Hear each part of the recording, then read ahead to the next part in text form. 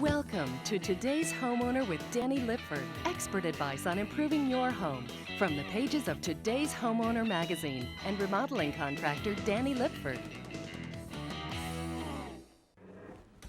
Now this kitchen remodeling is almost complete. And to give you an idea of what it looked like before we started, it was a very small kitchen, very out of date, and like most out of date kitchens, it was kind of dark and gloomy. Well, you can see we don't have that problem anymore. Actually, we enlarged the kitchen by moving a wall that was here over 3 feet into the adjacent living room to create the space we needed. Now, when I talk with homeowners about kitchen remodeling, there's 3 areas of questioning I get all the time. One is about selection of appliances and what's the best appliance to select for your kitchen. Also, plastic laminate countertop. There's so many colors and so many patterns to choose from, and so many edge treatments that are available. What's the best? Also, I get a lot of questions about laminate flooring. It's become very popular over the last few years, and we'll focus on all of these items on this week's show. And we'll give you some other tips on what you need to consider when you're remodeling your kitchen. Stay with us.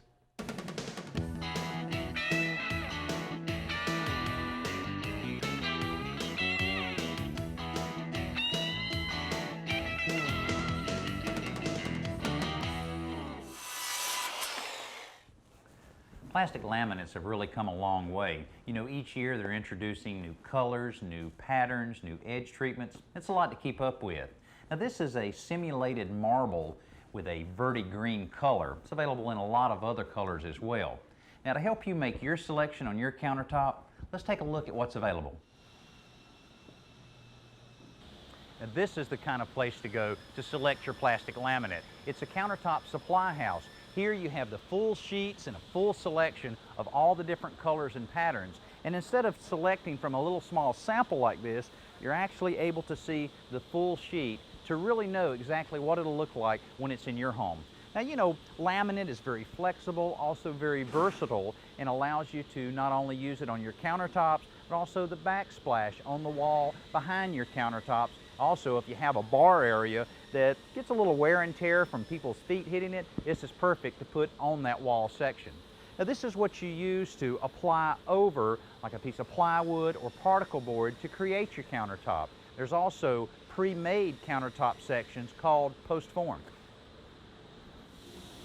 Now post-form countertop like this was designed to make it much easier for the homeowner to install their own tops. Now this particular section is, of course, only about 4 feet long, but it's available up to 12 foot in length. Now what it basically is where they've taken particle board material, glued some edge band pieces on here, as well as a backsplash piece on here. Then with a special type of laminate, they heated it up and glued it to conform to this type of shape. Now this is one of the more desirable features of post-form for homeowners, is that you have no seams anywhere that can gather debris, cause a problem as far as appearance later on. Now this type of countertop also is probably the most reasonable countertop you can have for your home. This runs between $10 and $20 per lineal foot, so it's very reasonable in that regard. Now this one's 2 feet wide. This particular one here is a little wider and a little bit of a different shape and used for your bar top. Has the roll pieces on either end here or either edge, and so all you need is a cabinet, set this right on top, and you've got your bar top. Now of course, most countertops, most kitchens where you have a corner in your kitchen requires a little extra fabrication here in the shop. And most likely in your kitchen you probably have an inside corner that'll require cutting and fabricating 2 pieces of post-form countertop together. Now I wouldn't recommend even the most skilled carpenter attempt to cut a line like this. It's best that the countertop shop like we're in use their big saw with the big blade that's laser guided to really create this good accurate cut. Once that's cut and you have it out on the job and you're positioning it well, then you need to find some way to tie those 2 countertops together. Let me show you how to do it. Now on the same machine they use to cut the long cut, they can also route out or provide these indentations, 4 different points here on the back side of the countertop, and then use these little miter bolts to tie them together. Also, you can see the glue that they've used or seam sealer to really tie that joint together. That way it'll prevent any moisture or food or anything to be able to get down in there, which can really cause you problems. Because the particle board is a little bit resistant to water, but if water gets to it, you're going to have some problems. Now, to really make your kitchen distinctive, you can do that by not only selecting different types of countertop, but edge treatments are very popular to make that kitchen distinct. There's a lot to choose from. Well, you can see each of these samples have a real distinct look because of the way the edge treatment really enhances the look of the countertop. The ones that I really like here gives you a lot of versatility, being able to use wood in several different ways on the edge of the countertop.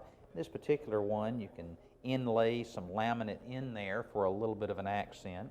And then on this one, you're able to put one color on top, one color here, and then have a nice bold color as the perimeter accent around the countertop. I've also seen many homeowners use this same color for the color on their walls of the kitchen. Another great way to add a distinctive look to your kitchen. And when we come back after our simple solution segment, we'll show you another type of laminate, one that's designed to go on the floor. Stay with us. Get ready to review your Fix-It list as Danny and today's Homeowner Magazine repair and maintenance editor Joe Truini show you this week's simple solution. Brought to you by Dodge. Most homeowners are very reluctant to try some roof repairs themselves, but some of the minor roof repairs are very simple. When you have a roof shingle that's been punctured or ripped by the wind, as this one has, you don't need to replace it. All you need to do is repair it. Get a piece of galvanized metal flashing into a tube of roof cement. First, get a flat bar and pry up the shingles on either side of it and the entire damaged shingle. Then take the roof cement and apply a thick bead of cement along the top edge of the flashing and a narrower one along the bottom edge.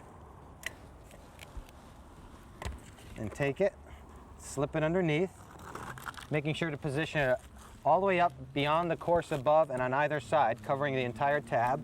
Press it down, then lift up the damaged shingle and put 2 more beads of roof cement. Thank you, Danny. And you press it down, and the repair is done. Well, you can see that some of the floor preparation is taking place where we're applying a floor patch compound to even out the area from the tile and a little floor void we had there where we relocated some of the cabinets. This is always a good idea on any flooring that you may be installing. Now, another area of preparation we did was here where the door jamb originally touched the tile floor. But since the new flooring, the new laminate flooring is going down over this, we needed to cut this off a bit, and this is real easy with a jam saw. Gives a good, accurate cut and will allow the flooring to slip right under the jamb once they get to this point. Now, one of the things that surprises a lot of homeowners when they're seeing the laminate floor being installed is the presence of a little pad here that's laid down on the floor before the flooring is actually installed. It actually consists of piece of plastic with some pad attached to it. This is laid directly on the floor to act not only as the padding, but also as a moisture barrier. That's very important on any type of flooring that you're installing. Now, of course, he's using some glue. Right now he's wiping off some of the glue residue, but actually the glue is not used to attach the flooring to the floor or to the wall. It just glues the pieces together, and a little bit of cleanup's necessary like this. Now, of course, these are the most important boards that will be installed on this floor because this sets the squareness for all of the other pieces to be installed. So once these are down and you see the straps he's used to bind them together well, and after that's dried sufficiently, he'll be ready to install the remaining part of the flooring. Now, there are a lot of advantages to laminate flooring. That's one of the reasons it's so popular these days. And recently we spoke with a manufacturer representative that gives you an idea of some of those advantages.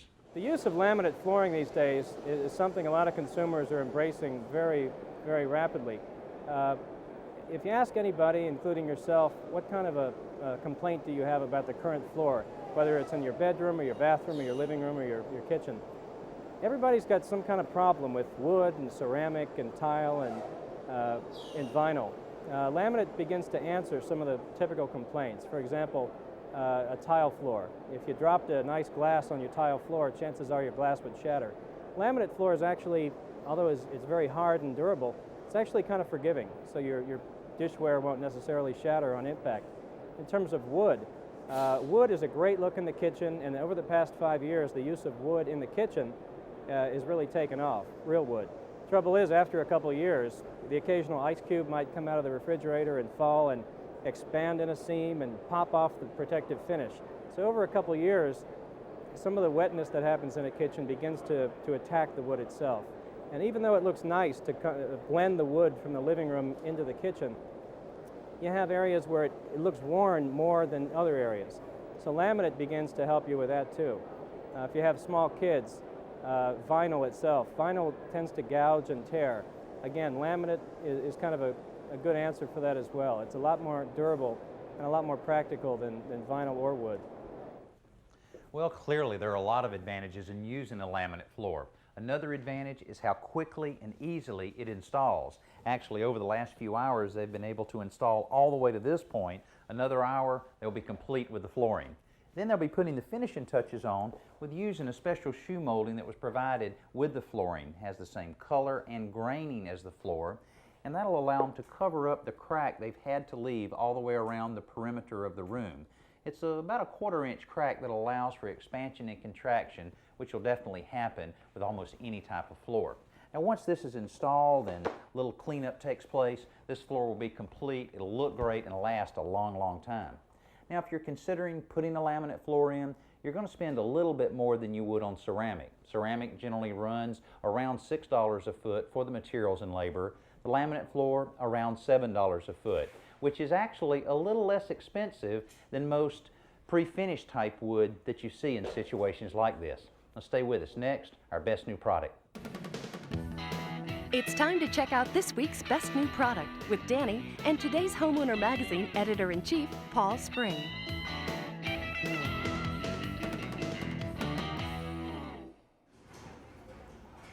Danny, here's the best new product, a lot of very great high-end features, pro features really, on an affordable drill driver. Okay. This is the Firestorm from Black & Decker. In fact, here's a screw, give it a shot. Okay, let's see. It's got a good feel to it. Let's see how it works. Oh, great. Now it has, what, electronic brake on that? It sure does, and it's one of a lot of features on this. In fact, you can see there are 24 different torque settings, also helps with driving screws. You've got a choice of high or low torque, and it's a variable speed, so you really have that whole range of choices. And that brake we talked about, of course, it's reversing as well. Now it has something that's real popular here too, the keyless chuck. Exactly. In fact, this one has literally a new twist to it, and that is it's a one-handed keyless chuck. It allows you to tighten up on the bit, and you're done. Now what about the availability of the different sizes? I noticed this one is a 14.4 volt. What about others? This is the most powerful, the 14.4. It runs about $149. Also available as a 12 volt. That one's about $99. And for about 79 bucks, you can get the 9.6 volts. So you have a real choice there. Including the carrying case. Exactly, with an extra battery and the charger and a kind of fun feature that's on the top of the case, which is a place to put all those screws and bits right there. It's the Firestorm by Black & Decker. Now this kitchen remodeling project is almost complete other than just a few finishing touches, like the strip that'll be installed by the cabinet man in just a couple days. Now the reason this strip is needed are the counters and cabinets were built 2 inches taller than the 36-inch normal height. The reason for this, more and more homeowners are requesting this because we're finding that a 38-inch height for cabinets, a little more of comfortable level for working when you're preparing those meals. And you know, one of the things we haven't talked about in this week's show is selection of appliances. There's so much to choose from. It can almost be a little overwhelming. And you need to think about just what kind of cook are you? Are you one that runs in and pops those pizzas in the microwave? Or are you really heading towards that gourmet level? Well, either way, you need to think about how you're using your kitchen when you're selecting your appliances. It'll help you a lot. Now, this is a good example where we're seeing more multiple burner type range tops. Instead of the traditional 4 burners, we have a 5th one here that I'm sure helps a lot in preparing those larger meals. But one of the most important aspects for a good functioning kitchen is proper ventilation. Here, the homeowner chose to go with a downdraft style of range top that allows the ventilation to go into this area down and directly to the outside instead of the conventional overhead that a lot of people really dislike. But the cabinet man allowed the room here in case the homeowner wanted one later. It could be installed. Now, one of the nice things about this is you have the variable speed here on the side to control how fast you want that fan to go. Also, for cleaning purposes, very easy just to pop out the little charcoal grills, or not really charcoal grills, but these type of grills on either side, and you're able to pop them right into your dishwasher to keep them good and clean. And then, because of the ability to lower it, you can tuck right down out of your way, leaving a more sleek appearance.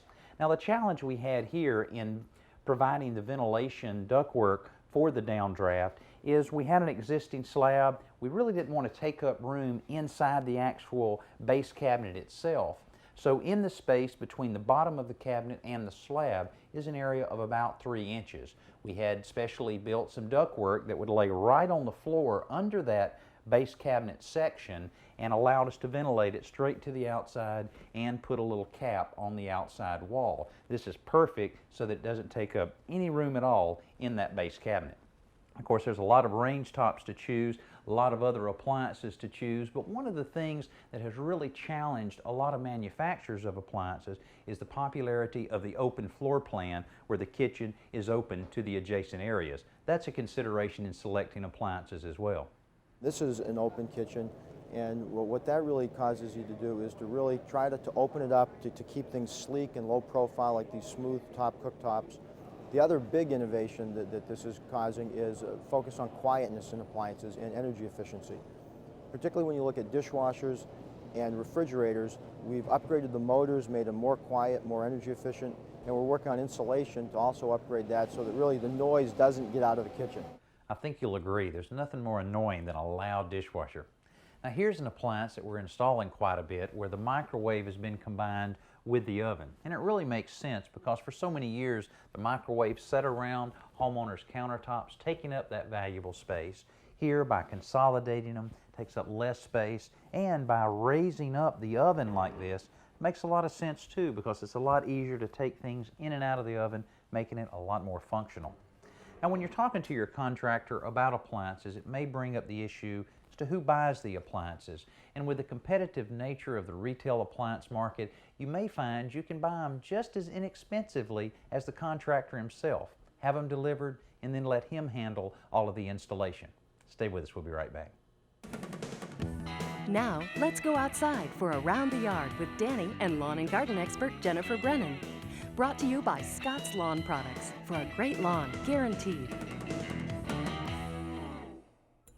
The blade on your lawnmower is just like the blades on your tools out on our remodeling projects. It really needs to be sharp. And the reason you need a sharp blade is a sharp blade cuts the grass leaf very cleanly. A dull blade tears it, and that will give a brown appearance to the lawn. It also opens the lawn up for diseases. Now, before we started working on the lawnmower blade, we ran the lawnmower completely out of gas and removed the spark plug wire to prevent any accidental starting.